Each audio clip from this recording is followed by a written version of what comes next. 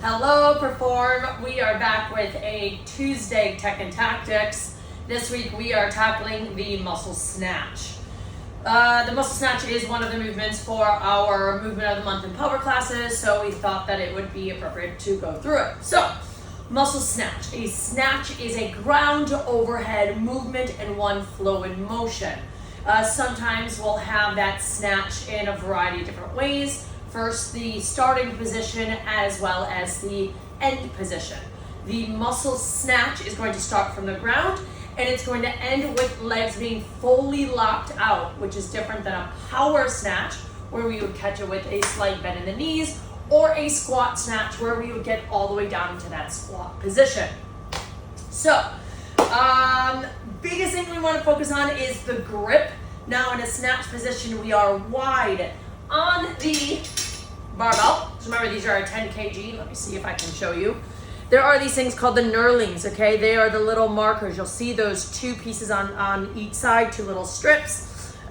If we have a dowel or a PVC pipe, you will also see those here, okay? So we want to first find the grip of our snatch. Typically what we're looking for is that barbell sitting in your hip position, so you should be able to lift those knees without.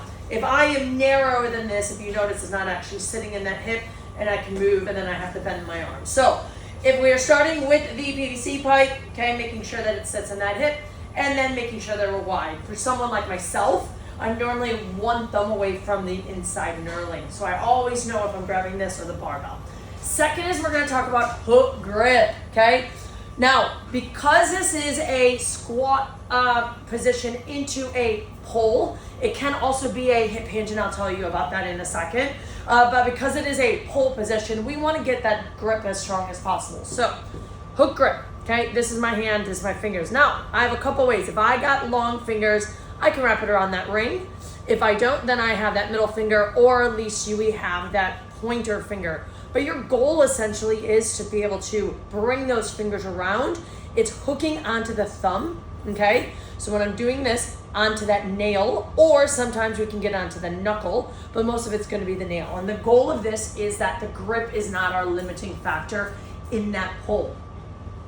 So if we're looking at that, okay, now we got that positioning of where our hands need to be, and then we got that positioning of where our fingers should be. Now to go through the movement quickly, okay, remember I said starting from the ground position, muscle snatch, and then ending with legs fully locked out. So I want those feet slightly pointed out, heels underneath those hips, toes slightly pointed out, so we get some external rotation on those legs, and it allows us to get down into that bottom position. So toes and heels. If you notice, my knees are slightly over the bar, okay, as well as my chest. When I'm coming up, I want to think about pulling those shoulders back, breaking that bar in half. As I'm coming up, I'm extending my hips and my knees at the same time, keeping that bar as close to the body as possible. When I get to those hips, I think about shrugging, extending, pulling, and then driving that weight above your head. This is super important for us to look at as well. We want to make sure those shoulders are super active at the top of the position.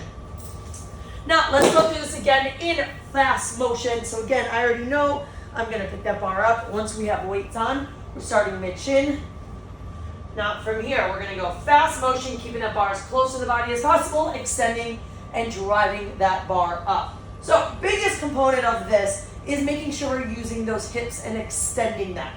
When we're coming out and we get to that hip, you want to think quick triple extension. That's my ankles, knees, and hips are all open. So we're driving those legs down to extend, driving the elbows up, pushing that weight above the head. So hip extension, it's going to go really far. When we land, remember we want those knees to stay locked out, hips open. When we say hip extension, I want you to think you're driving the hips into a straight position. So we're opening, squeezing, and then upward versus forward. What happens when we go forward is a bar comes out when we want to keep it nice and close. So again, as we're coming up, think about up, extend, high pull, turn over, and extend, okay? So a couple of big points is making sure that we have our positioning of our hands, okay? Making sure that those are nice and wide. Second is going to be that grip, hook gripping it.